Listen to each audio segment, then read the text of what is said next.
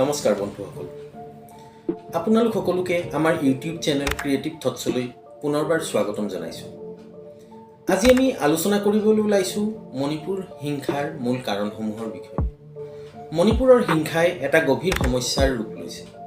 এই হিংসাৰ মূলতে অভ্যন্তৰীণ উত্তেজনা, ৰাজনৈতিক সমস্যা ও সামাজিক আৰু অৰ্থনৈতিক বৈষম্যৰ প্ৰধান। এই সমস্যাসমূহৰ বিষয়ে ভালদৰে বুজিবলৈ হ'লে মণিপুৰৰ ইতিহাস, সামাজিক, ৰাজনৈতিক, অৰ্থনৈতিক পৰিস্থিতি বুজিব লাগিব।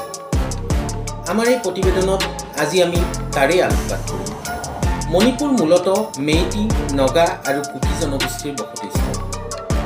মেইটিসকল প্ৰধানকৈ ইম্ফল উপত্যকাত বসবাস কৰে আৰু পাহাৰীয়া অঞ্চলসমূহত নগা আৰু কুকি জনগোষ্ঠীৰ লোকসকল থাকে।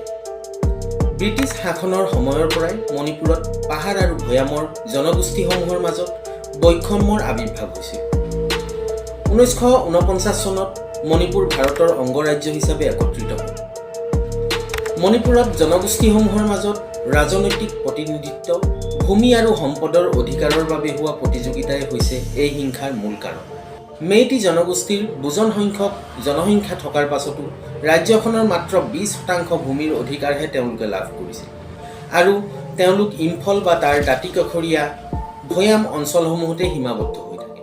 আনহাতে সমগ্ৰ পাহাৰীয়া অঞ্চল এছটি বা শিডিউল ট্ৰাইব জনগোষ্ঠী যেনে নগা, কুকি আদিসকলৰ বাবে সাংবিধানিকভাৱে সংৰক্ষিত আছিল। মেইটিসকল ৰাজনৈতিক, সামাজিক, অৰ্থনৈতিক আৰু শৈক্ষিকভাৱে আনতকৈ আগবঢ়া আছিল। জনগোষ্ঠীয় দৃষ্টিভংগীৰে চাবলৈ গ'লে স্বাধীনতাৰ পিছৰে পৰাই মণিপুৰৰ শাসন ব্যৱস্থাত মেইটিসকলৰেই বেছি অংশীদাৰিত্ব আছিল। মণিপুৰত অৰ্থনৈতিক বৈষম্যই বিৰাজ কৰিছিল, কিয়নো ভৈয়াম অঞ্চলত বসবাস কৰা মেইটিসকলে পাহাৰীয়া জনগোষ্ঠী কুকি বা নগাসকলতকৈ উন্নয়নৰ ক্ষেত্ৰত অধিক সুবিধা লাভ কৰিছিল। এই বৈষম্যই পাহাৰীয়া জনগোষ্ঠী কুকি বা নগাসকলৰ মাজত শোষিত আৰু বঞ্চিত হোৱাৰ অনুভূতিৰ সৃষ্টি কৰিছিল। চাকৰি, শিক্ষাৰ সুযোগ আৰু স্বাস্থ্যসেৱাৰ অভাৱৰ ফলত পাহাৰীয়া অঞ্চলসমূহত অসন্তুষ্টি আৰু বিদ্ৰোহৰ সৃষ্টি হৈছিল। জাতিগত বিভাজনে সংখ্যাগৰিষ্ঠতাৰ বলত মেইটি জনগোষ্ঠীয়ে ৰাজনৈতিকভাৱে সদায় চৰকাৰ গঠনত শক্তিশালী ভূমিকা গ্ৰহণ কৰি আহিছে। মেইটিসকলে যোৱা কেইবা দশক ধৰি জনগোষ্ঠী বা শিডিউল ট্ৰাইবৰ মৰ্যাদাৰ দাবী কৰি আহিছে আৰু 2016 চনৰ পাছৰে পৰাই তেওঁলোকে এই দাবী বলিষ্ঠভাৱে উত্থাপন কৰিবলৈ লয়।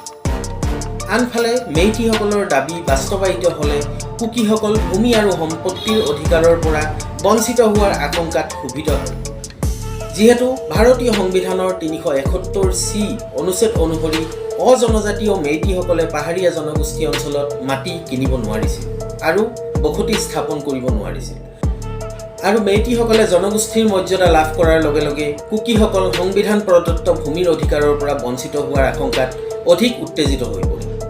মেইটি আৰু কুকিসকলৰ বিভিন্ন বাক বিতণ্ডাৰ পৰিণতিত মেইটিসকল ন্যায়ালয়ৰ কাষ চাপে আৰু 2023 চনৰ এপ্ৰিল মাহত মণিপুৰ উচ্চ ন্যায়ালয়ে মণিপুৰ চৰকাৰক মেইটি জনগোষ্ঠীৰ এছটিৰ মৰ্যাদা 2016ৰ দাবীৰ সন্দৰ্ভত 4 সপ্তাহৰ ভিতৰত কেন্দ্ৰলৈ নিজৰ পৰামৰ্শ আগবঢ়াবলৈ নিৰ্দেশ দিয়ে।